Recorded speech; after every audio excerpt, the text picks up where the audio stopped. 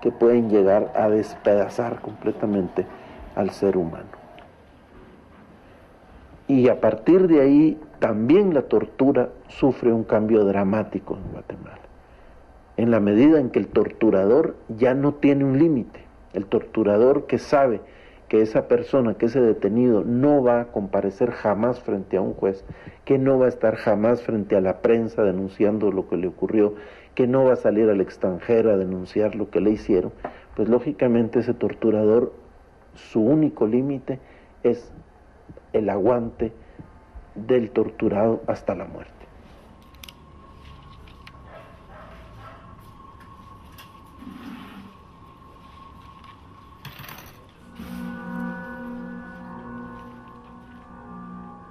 Ha costado tanto reconstruir la memoria histórica porque aquí hubo muertos, aquí hubo detenidos desaparecidos de los que jamás se ha vuelto a saber nada, masacrados, pero muy pocos sobrevivientes.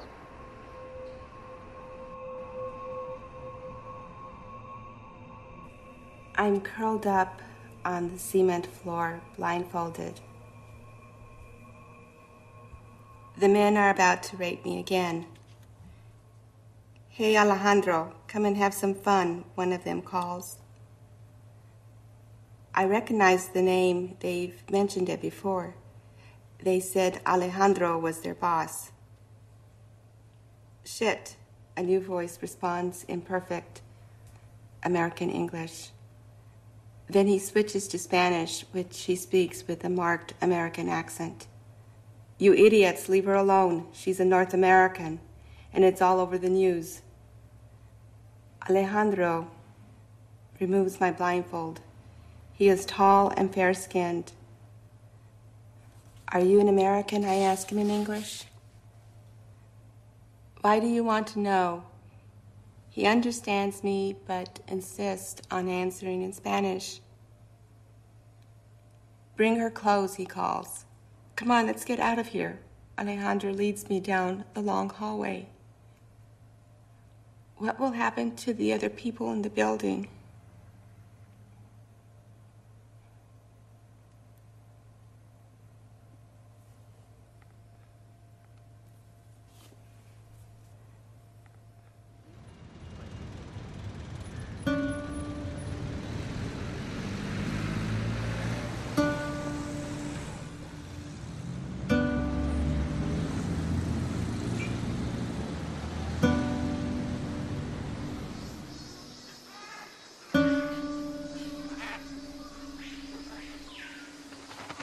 After my experience in Guatemala, I came back to the United States. And when I began to talk about the American that was present, so many people gave me blank looks. Looks of self-pity, as if I had no idea what I was talking about, that I was so traumatized that my mind was just totally confused. But I was consistent from the very beginning that there was an American in the torture chamber. The American gave clear orders to my perpetrators. For the United States, it is important that I state clearly that support for military forces or intelligence units which engaged in violent and widespread repression was wrong, and the United States must not repeat that mistake. We must and we will instead continue to support the peace and reconciliation process in Guatemala.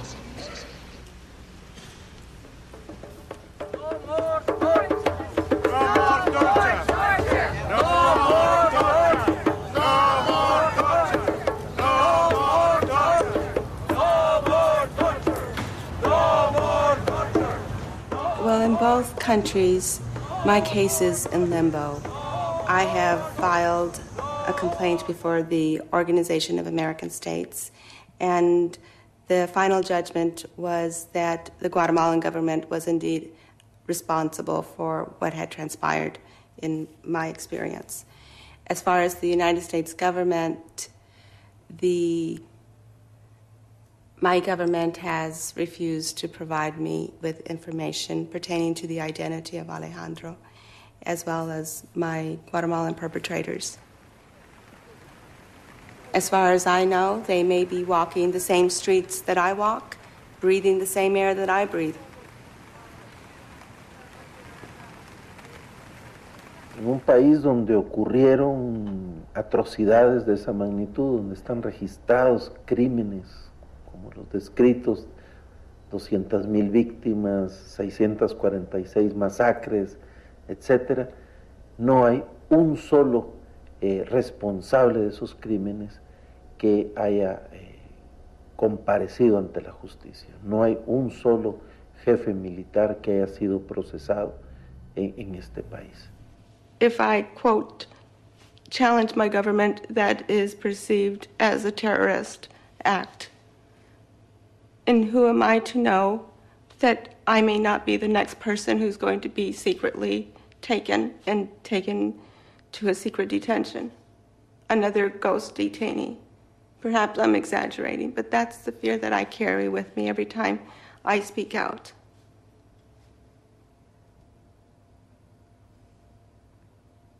Ladies and gentlemen, the President of the United States and the Vice President of the United States.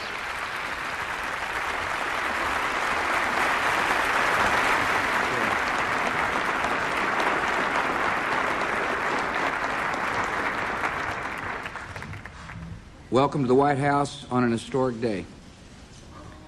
It is a rare occasion when a president can sign a bill he knows will save American lives.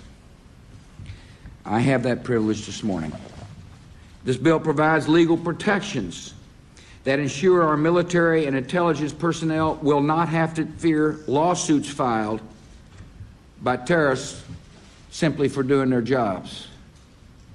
And now, in memory of the victims of September the 11th, it is my honor to sign the Military Commissions Act of 2006 into law.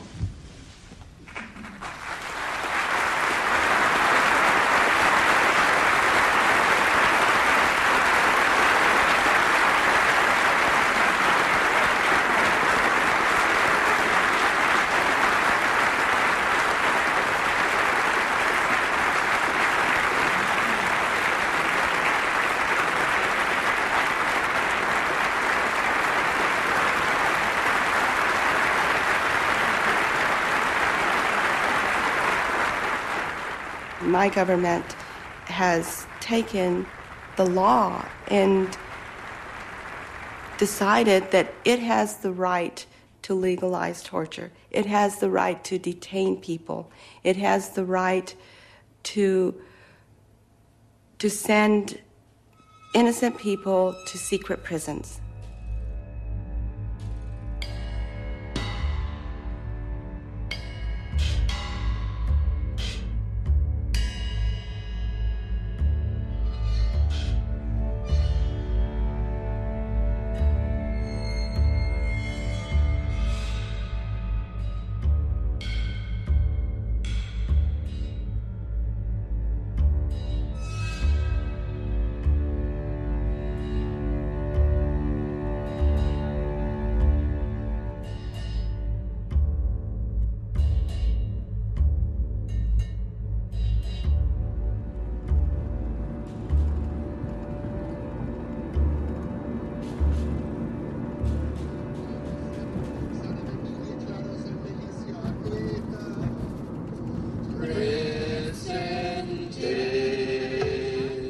Concepción Vigil, masacrada con su familia, 40 años de edad.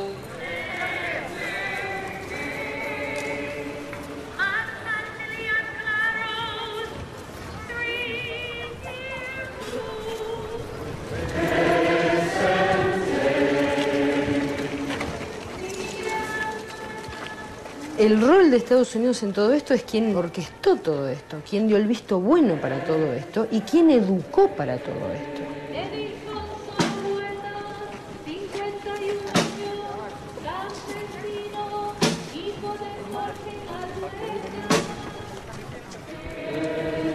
En pleno cuadro de la Guerra Fría, Ellos instalan su nefasta Escuela de las Américas y ahí enseñan a los militares de cada país sudamericano centralmente a volcarse contra un enemigo civil que son su propia población.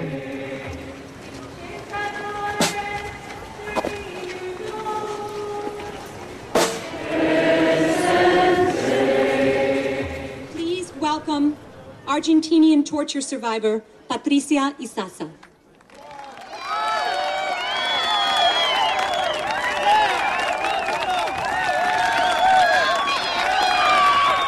Es un honor y también es una victoria poder estar acá. It's an honor and also a victory to be here today. Vengo de muy lejos I come from very far away para contar cómo uno se sobrepone de lo que la Escuela de las Américas trata de hacer.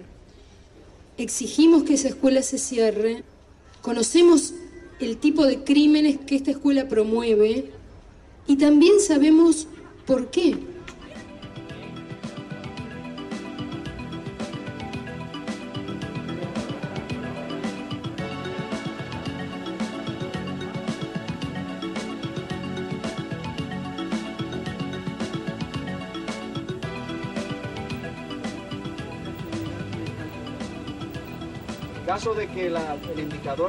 The United States Army School of the Americas provides military education and training to the military personnel of Central and South American countries. Under the authority of Public Law 100-180, the U.S. Army assigned the school the following mission: to develop and conduct for the armed forces of Latin America the most doctrinally sound, relevant, and cost-effective training program possible. Enhance military professionalism. Foster increased cooperation among the multinational military forces. And expand the Latin American Armed Forces knowledge of American customs and traditions. At the end of World War II, colonialism was being replaced by dictatorships and totalitarian regimes.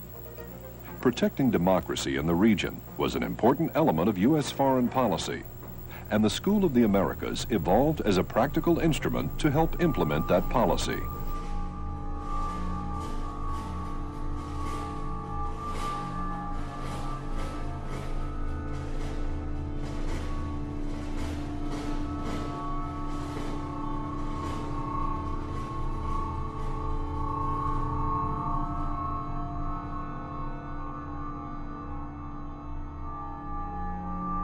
Ahora, ¿por qué? Porque la Escuela de las Américas, ¿para qué? ¿Porque un día se volvieron locos? No, cuando se genera terror, la gente se retrae. Entonces no participás del sindicato, porque bueno, podés ser secuestrado, como pasó acá. La fábrica Ford norteamericana tuvo un campo de concentración en su propia planta. Hay 16 obreros que fueron parte de la comisión gremial interna, que fueron secuestrados el mismo día y que estuvieron en ese campo de concentración junto con 80 personas más, y el máximo responsable era el jefe de seguridad de la planta, que era un coronel del ejército. Eso es un vínculo real, concreto, económico. Cuando se habla del cambio de modelo, bueno, Ford, ¿qué hizo? Hizo eso y en paralelo aumentó la cinta de producción. ¿Qué obrero se iba a quejar?